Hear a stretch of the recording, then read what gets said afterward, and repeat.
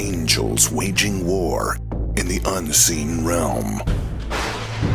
Global events fulfilling biblical prophecy. Eternal life. What lies beyond mortality? From analyzing the paranormal from a biblical worldview to the discussion of cutting-edge science and technology, conspiracy, discovery, special investigative reports. Unafraid to explore the challenging issues facing humanity. Welcome to another edition of Skywatch TV.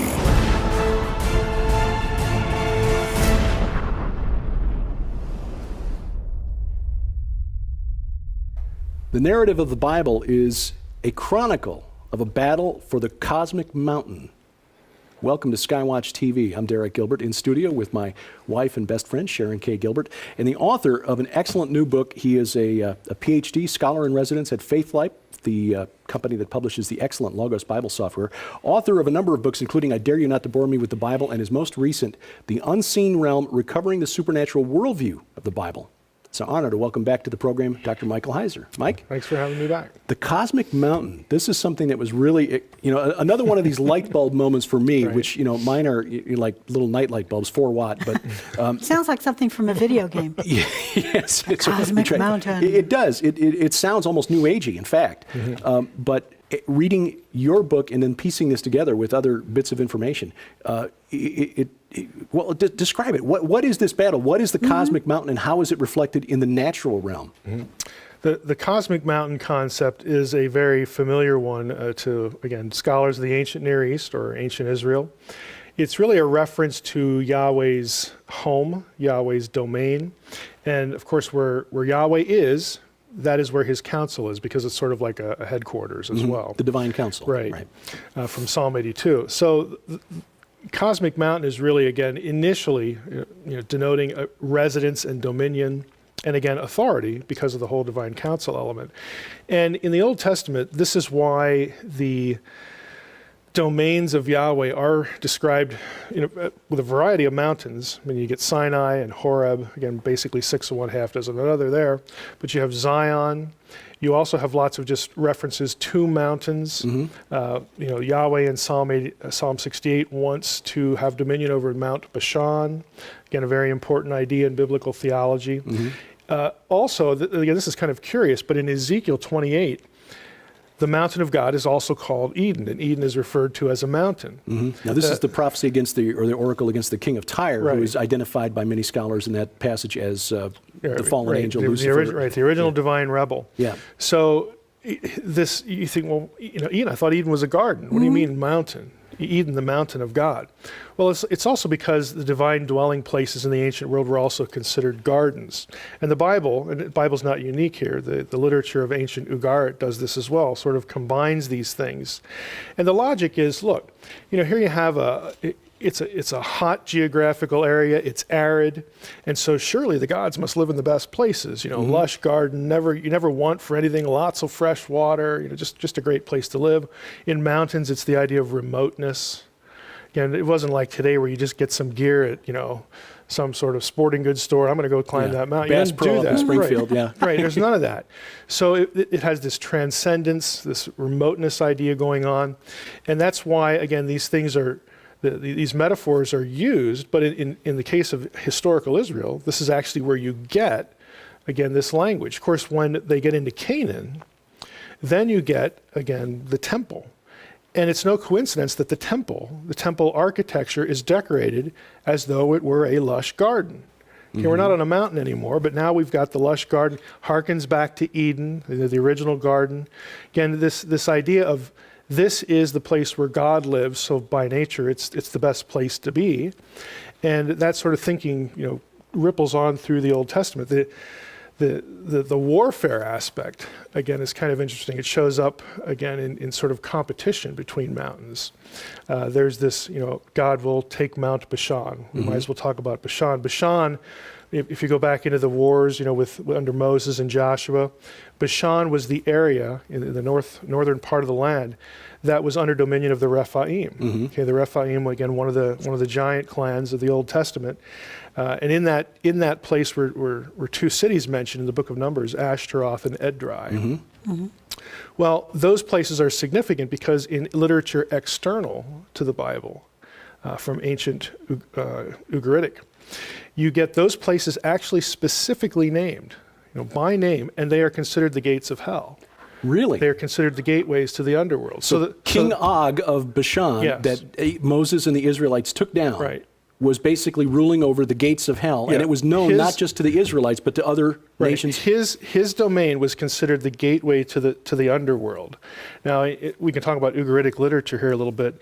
In Ugaritic literature, the Rephaim were not, in their literature, they weren't giants, but they were sort of, for lack of a better term, demonic. They were inhabitants of Sheol, inhabitants of the underworld.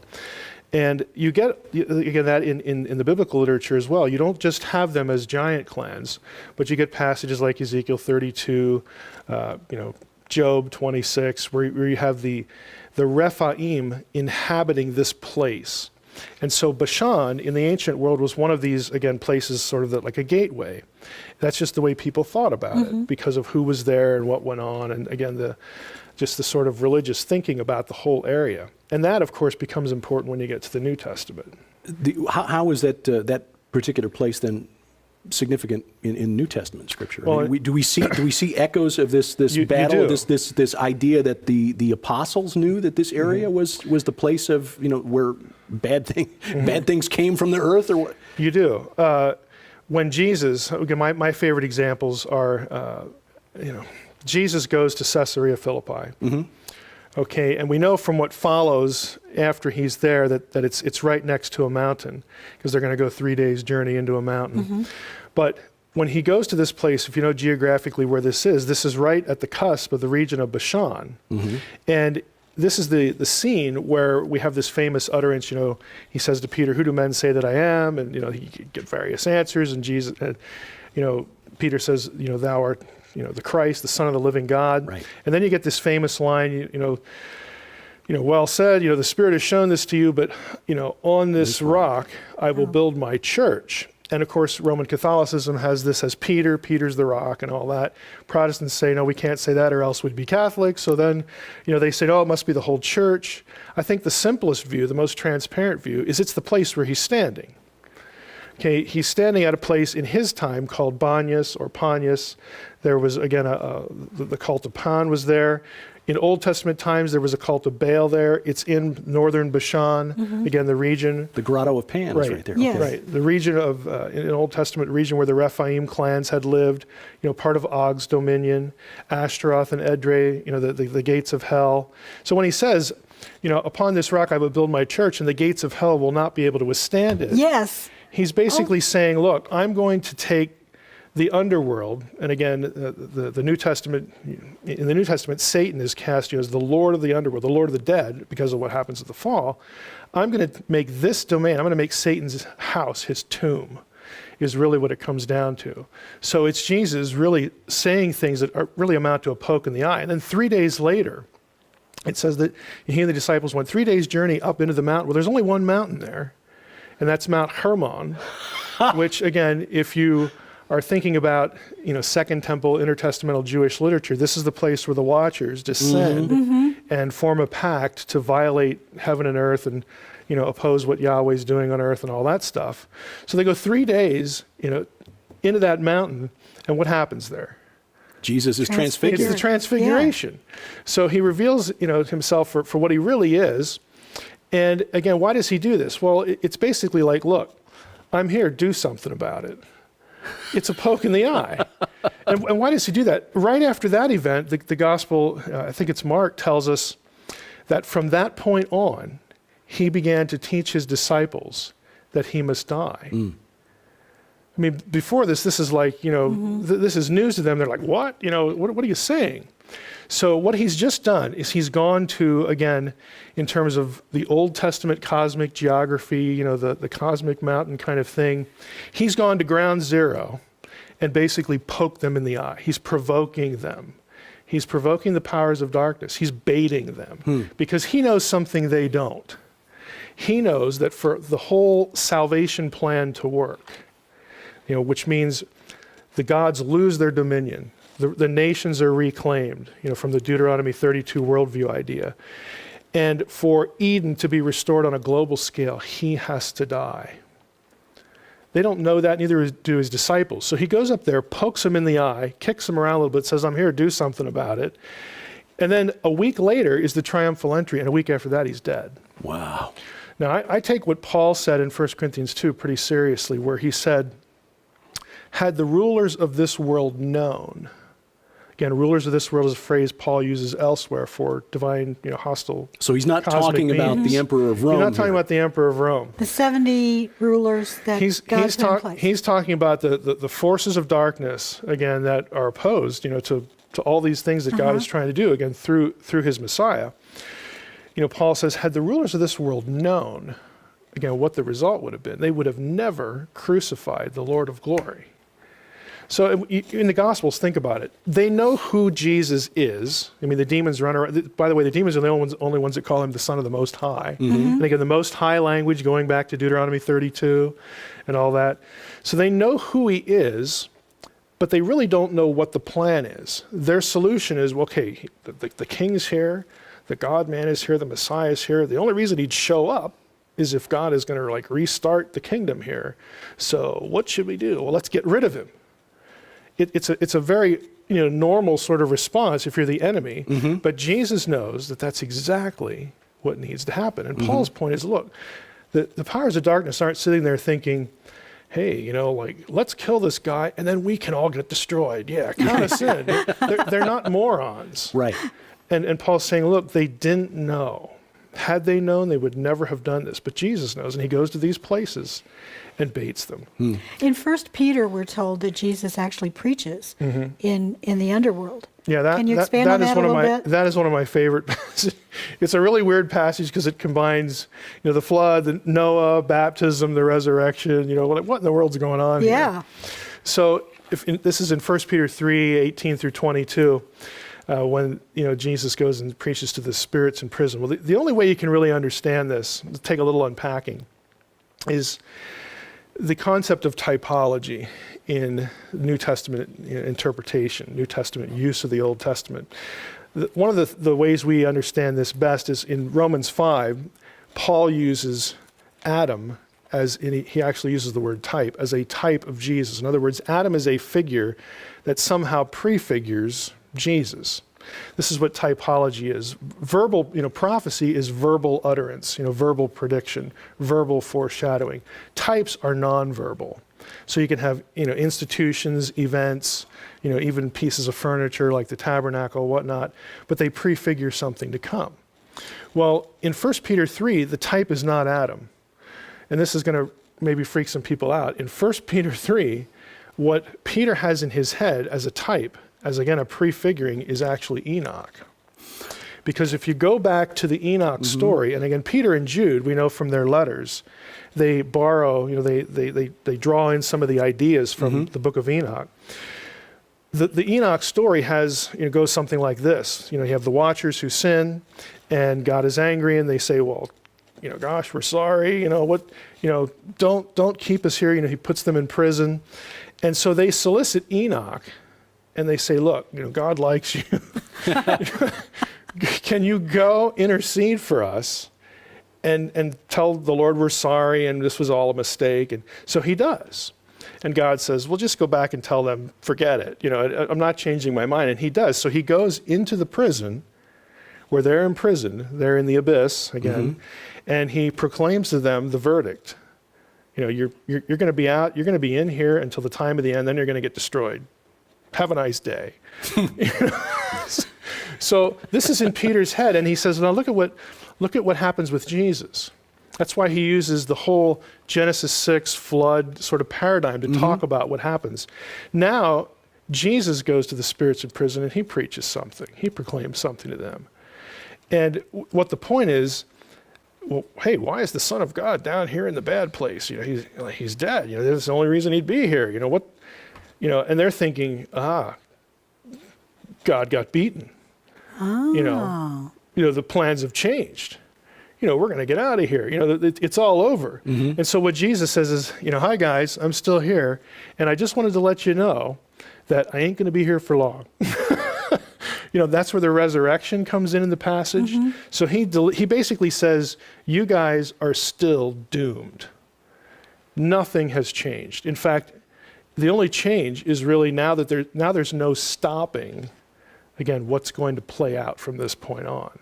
So it's really a really neat passage because you have baptism thrown in here. Baptism becomes, in the early church, baptismal formulas used.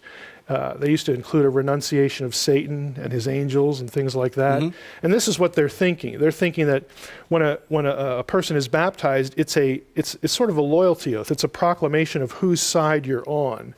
And so they sort of get reminded over and over and over again, you're losing. You're losing Every time ground. someone is baptized? Right, you're losing ground. Just thought we'd remind you again of really what's going on here, what's going to happen. You're toast, basically.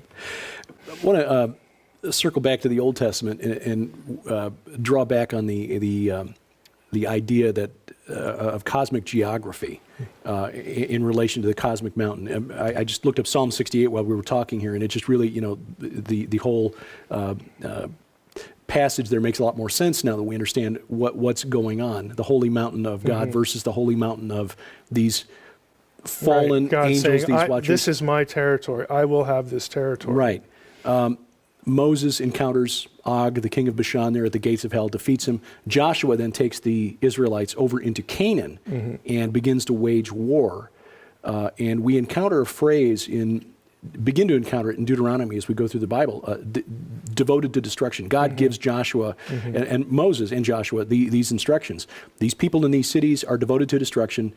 Leave nothing alive. Those cities you want to make war against that are further away, not in the land I'm giving you, you can offer them peace terms. If they take it, great. If not, kill all the men, but you can take everything else.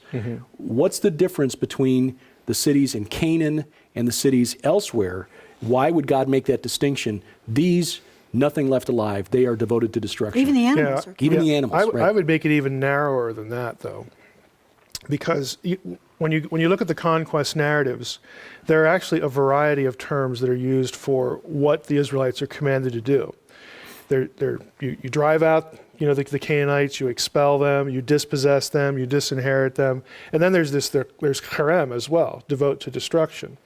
Now, what I do in the unseen realm, because ultimately, the wars of conquest are tied back to the giant clan problem, and that, of course, extends from Genesis 6. So you have this issue where other, just in simplest terms, other divine beings who are hostile to Yahweh have raised up, people groups to oppose the Israelites, to keep Yahweh from inheriting the land that, again, is his. Back to the Babel event. Here we go. Israel is Yahweh's portion. To keep that from happening, to keep him from having a people settled in that place.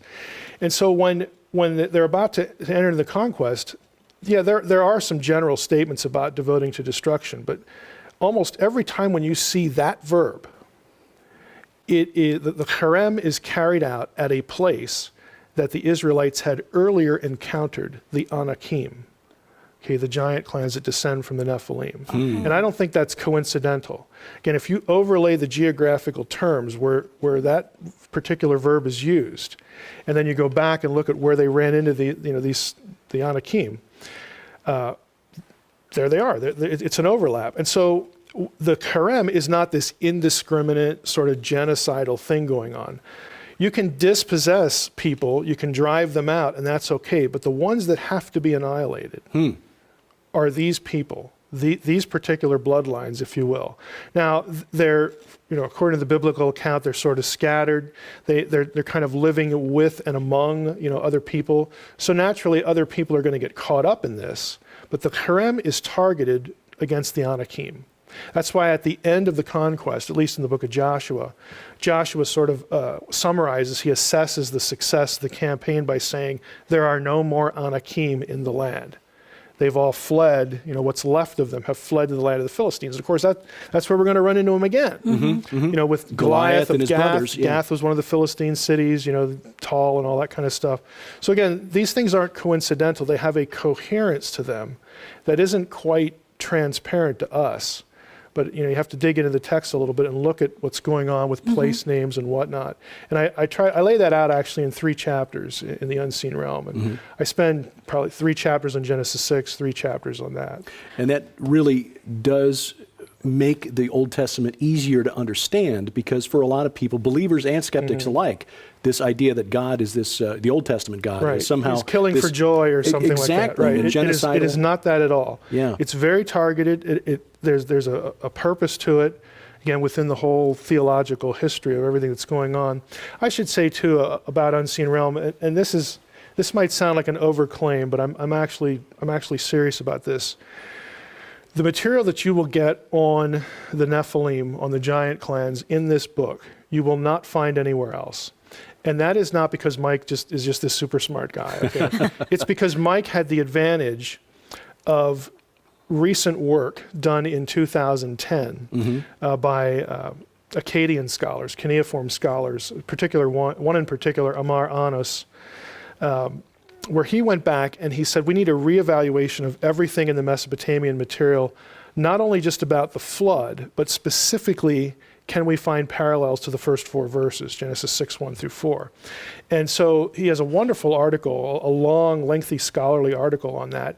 And I was able to use that. So what that means for the person watching and the pastor in the pulpit is that every commentary that you've ever seen, that you've ever used to try to understand the Nephilim and the giant clans and all that stuff, it is by definition hopelessly out of date. Okay, if it's published before Anos's article, and again, there are a few other things, but that's the big one. If it's published before 2010, you are not using up-to-date information. I would say this too. For those who take sort of a very uninformed view of Genesis 6, like the Sethite view, try to deny, the Nephilim of being quasi-divine figures. You can come up with interpretations that make those passages warm and fuzzy, that allow you to put them on the shelf. I don't need to worry about this. I don't need to think about it anymore. You can do all that. Okay, but if you deny the evidence, the Mesopotamian parallels, that point for point, every point of Genesis 6, 1 through 4, showing that what the biblical writers were shooting at was a divine transgression. And divine beings, with cohabiting with women, and however we're going to understand it. I take you through a couple of ways to do that in the book. But that is the context for Genesis 6, 1 to 4. So if you deny it, you come up with your interpretation, make it warm and fuzzy, but don't talk to me about interpreting the Bible in its original context ever again, because you're just not doing it. I found the article at academia.edu, and I've been working my way through it. So it's kind of neat that it's out there and available for the public to read. It's called, the beginning of the title is called On the Origin of the Watchers. Yeah. It's an amazing article.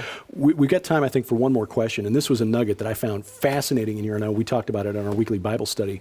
Og of Bashan. We're told that he's a giant. And we know this because Bible tells us that his bed is still in Rabbah of the Ammonites, and it's 9 cubits long, which is like 13 feet or whatever. So Og must have been a giant. How does that link Og to these lesser gods? Yeah, to the cohabitation motifs. With just about a minute and a half to go here. Yeah. Well, I mean, Og, of course, is called. He's the remnant of the Rephaim, who are the Anakim, and so there's no doubt he's unusually tall.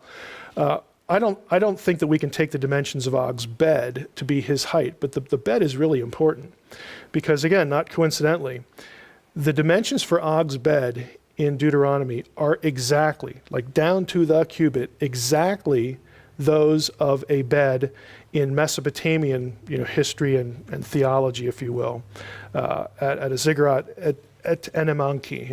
It's kind of hard to say all these syllables. But that bed was sort of an object that was used for cultic prostitution, sort of the sacred marriage ritual.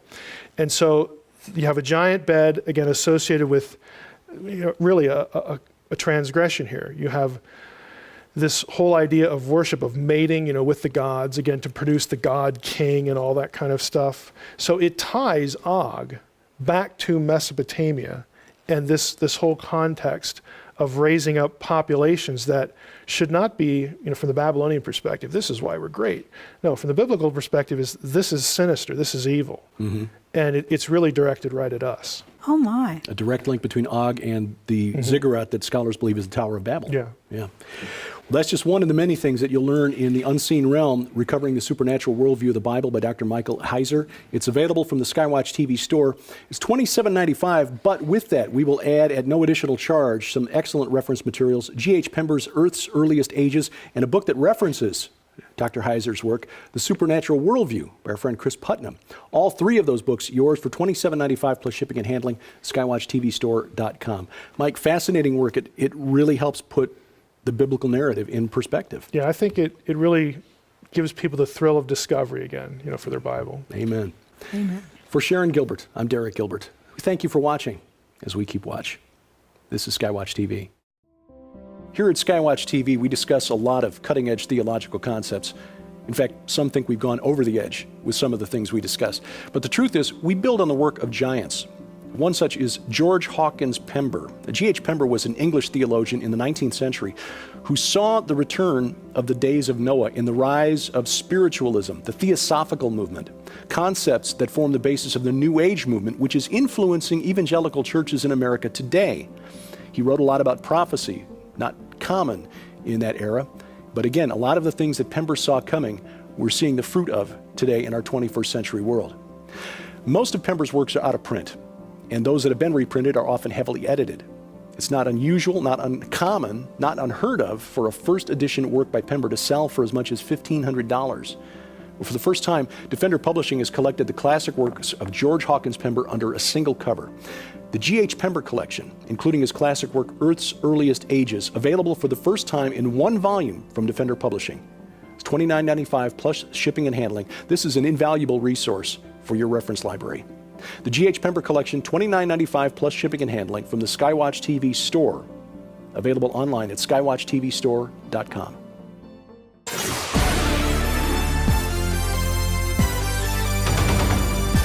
The supernatural realm is real, and we humans are naturally curious about it. That's why there are so many television reality shows featuring ghost hunters and alien chasers and mediums and psychics. Well, by and large, the Christian church avoids these controversial topics, even though we have the authoritative book on the subject. That's our mission at Skywatch TV, is to address issues of the paranormal and the supernatural from a Christian, a biblical perspective. But we depend on your support to do it. To find out how you can support Skywatch TV prayerfully and financially, please log on to our website, skywatchtv.com.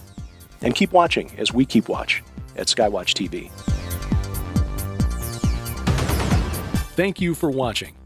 Skywatch TV is a viewer-supported ministry. Your tax-deductible donation and your purchases at skywatchtvstore.com make it possible to produce our unique reports on prophecy, discovery, and the supernatural. Please follow us online at Facebook, YouTube, and Twitter. You'll find those links at our website, skywatchtv.com.